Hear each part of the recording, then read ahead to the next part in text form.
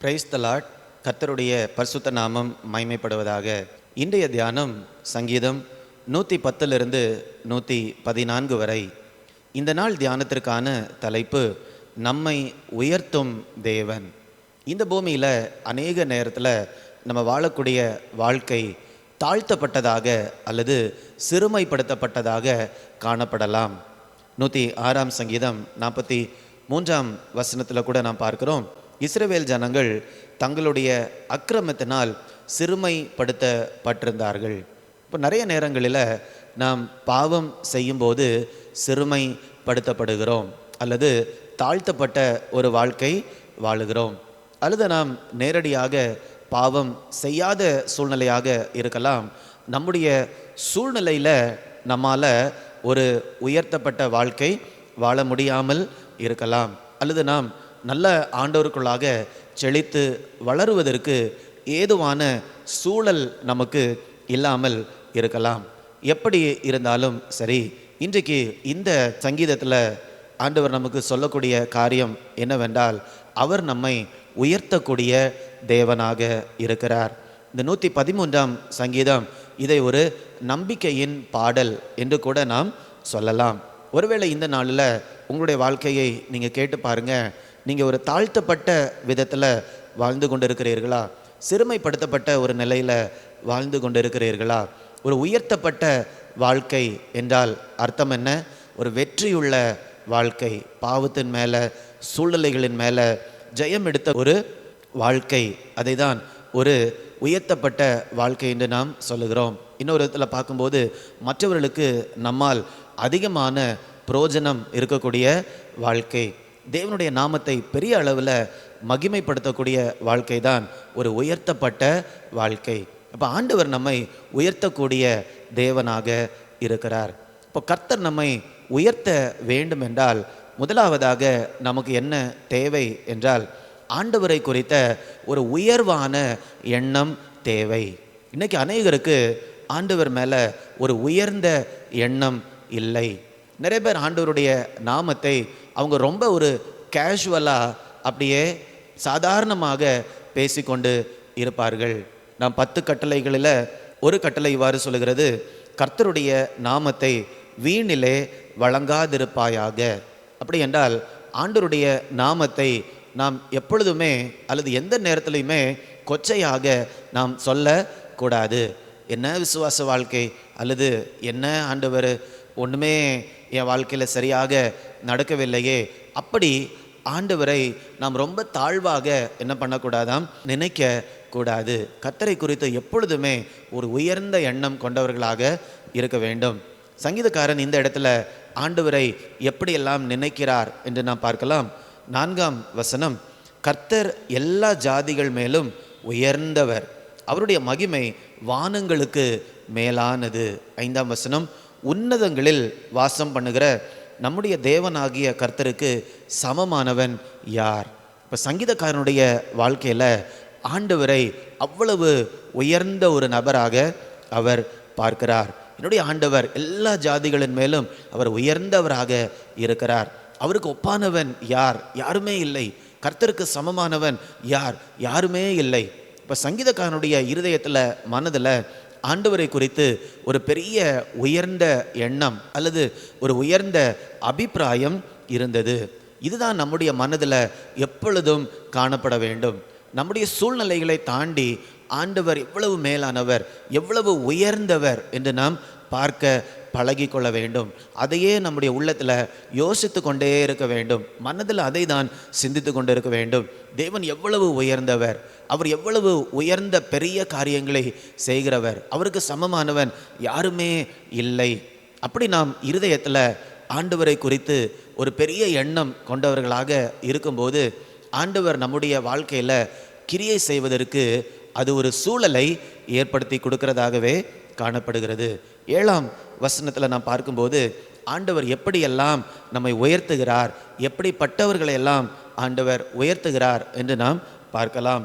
7 அவர் சிறியவனை புழுதியிலிருந்து தூக்கி விடுகிறார், எளியவனை குப்பையிலிருந்து உயர்த்துகிறார். ஆண்டவர் எப்படிப்பட்டவர்களெல்லாம் ஆண்டவரால் உயர்த்த முடியும்? சிறியவனை கூட புழுதியிலிருந்து ஆண்டவரால் தூக்கி எடுக்க முடியும். எளியவனை ஒரு குப்பையில் இருக்கிறான் அப்படின்னா வாழ்க்கையில் ஒன்றுமே இல்லாத ஒரு நிலைதான் குப்பை புழுதி என்று சொல்லுவது. ஒன்றுமே இல்லாதவங்க தான் குப்பையில் புழுதியில் இருப்பார்கள். அப்படிப்பட்ட நிலையில் இருப்பவர்களையும் ஆண்டவரால் என்ன பண்ண முடியும்? உயர்த்த முடியும். ஏனென்றால் ஆண்டவர் எல்லா ஜாதிகளின் மேலும் உயர்ந்தவர். அவர் உன்னதங்களில் வாசம் பண்ணுகிறவர். அவருக்கு சமமாக யாருமே இல்லை. 8ஆம் வசனத்தில் நாம் பார்க்கிறோம், அவனை பிரபுக்களோடும் தமது ஜனத்தின் அதிபதிகளோடும் உட்கார பண்ணுகிறார். இப்போ புழுதியிலிருந்து குப்பையிலிருந்து எடுத்து ஆண்டவர் அவர்களை என்ன செய்கிறார்? பிரபுக்களோடும் அதிபதிகளோடும் ஆண்டவர் ஒரு உயர்ந்த ஸ்தானத்தை கொடுத்து அவர்களை உட்கார வைக்கிறார். இதுதான் ஆண்டவர் நம்மை உயர்த்துகிறது என்று நாம் சொல்லுவோம். ஒரு புழுதியில் இருக்கும்போது, ஒரு குப்பையில் இருக்கும்போது நம்மால் மற்றவர்களுக்கு கண்டிப்பாக ஒரு பிரயோஜனம் இருக்காது. நம்மால் ஆண்டவருடைய நாமத்தை மகிமைப்படுத்த முடியாது. ஏனென்றால் நம்முடைய தேவைகளே சந்திக்கப்படாத ஒரு நிலையில் இருக்கும்போது மற்றவருடைய தேவைகளை எப்படி நாம் சந்திக்க முடியும்? அல்லது ஆண்டவருடைய நாமத்தை எப்படி மகிமைப்படுத்த முடியும்? அப்போ ஆண்டவர் முதலாவது நம்மை புழுதியிலிருந்து குப்பையிலிருந்து தூக்கும்போது தான் ஆண்டவருக்கு நாம் பிரயோஜனமாக இருக்க முடியும். அப்படியே நாம் 9ஆம் வசனத்தை கூட படிக்கும்போது, மலடியை சந்தோஷமான பிள்ளை தாட்சியாக்கி வீட்டில் குடியிருக்க பண்ணுகிறார். அல்லேலூயா. இப்போ மலடி என்று சொல்லும்போது ஒரு குடும்ப வாழ்க்கையில் ஒரு பிள்ளையை கூட பெற்றெடுக்க முடியாத நிலையில், அல்லது ஆவிக்குரிய அர்த்தத்தில் நாம் பார்க்கும்போது ஒரு கனியற்ற வாழ்க்கையை வாழ்ந்து கொண்டிருக்கக்கூடிய ஒரு நபர், அந்த நபரை அவங்க இருக்கக்கூடிய சூழ்நிலையில் வந்து தூக்கி எடுத்து பிள்ளைகளை கொடுத்து சந்தோஷப்படுத்தி வீட்டில் குடியிருக்க செய்கிறார். அப்போ நம்ம எந்த நிலைமையில் இருக்கிறோம் என்பது கேள்வி அல்ல. ஆண்டவரால் நம்மை உயர்த்த முடியுமா முடியாதா என்பதுதான் கேள்வி. அதற்கு பதில் என்ன? ஆண்டவரால் நம்மை உயர்த்த முடியும். புழுதியில் இருக்கக்கூடிய நபரை, குப்பையில் இருக்கக்கூடிய நபரை ஆண்டவரால் உயர்த்த முடியும் என்றால் உங்களுடைய வாழ்க்கையை ஆண்டவரால் உயர்த்த முடியாதா? அப்போ உங்களுடைய வாழ்க்கையில் ஒரு நம்பிக்கையுமே இல்லாமல் நீங்கள் காணப்படும் போது, எதிர்காலம் இருட்டாக காணப்படும் போது, பைபிளை படித்தா கூட உங்களுக்கு சரியாக புரியவில்லை, அல்லது குழப்பமாக இருக்குது, மனதெல்லாம் குழம்பி போயிருக்கிறது, இருதயம் கலக்கமாக இருக்கிறது அப்படின்னு நீங்கள் நினச்சா கூட இந்த 113ஆம் சங்கீதத்தை திரும்ப திரும்ப திரும்ப திரும்ப சும்மா வாசித்து கொண்டிருந்தாலே போதும், உங்களுடைய வாழ்க்கையில் ஒரு புதிய நம்பிக்கை பிறக்கும். எப்படிப்பட்ட நம்பிக்கை உங்களுக்கு பிறக்கும்? எதிர்காலத்தை குறித்த ஒரு நம்பிக்கை பிறக்கும். பிரகாசமான எதிர்காலத்தை ஆண்டவர் நமக்கு வைத்திருக்கிறார் என்று சொல்லக்கூடிய நம்பிக்கை பிறக்கும். அது மாத்திரமல்ல, என்னுடைய வாழ்க்கை இன்றைக்கு எந்த சூழ்நிலையில் இருந்தாலும் ஆண்டவரால் என் வாழ்க்கையை மறுரூபப்படுத்த முடியும் என்று சொல்லக்கூடிய ஒரு நம்பிக்கை கிடைக்கும். ஆண்டவரால் என்னுடைய வாழ்க்கையை உயர்த்த முடியும் என்ற நம்பிக்கை கிடைக்கும். அல்லது கனியற்ற வாழ்க்கையை வாழ்ந்து கொண்டிருக்கக்கூடிய என்னுடைய வாழ்க்கையை ஆண்டவர் கனியுள்ள வாழ்க்கையாக மாற்ற முடியும் என்று சொல்லக்கூடிய நம்பிக்கை கிடைக்கும். அல்லது ஒரு சந்தோஷமான நிறைவுள்ள வாழ்க்கையை ஆண்டவரால் எனக்கு தர முடியும் என்று சொல்லக்கூடிய நம்பிக்கை நமக்கு கிடைக்கும்.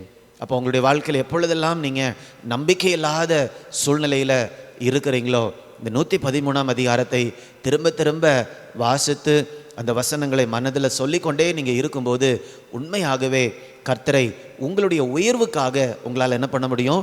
விசுவாசிக்க முடியும். ஆண்டவர் வாக்களித்தபடியே அல்லது அவர் எதிர்பார்க்கிறபடியே அவர் நம்மை உயர்த்துவார். மிகுந்த பிரயோஜனமுள்ள பாத்திரமாக நம்மை மாற்றுவார். நம்முடைய வாழ்க்கையின் மூலமாக அவருடைய நாமத்தை மகிமைப்படுத்துவார். நாம் ஜெபிக்கலாமா? அன்பின் ஆண்டவரே, இந்த நல்ல நாளுக்காக உமக்கு நன்றி செலுத்துகிறோம் அப்பா.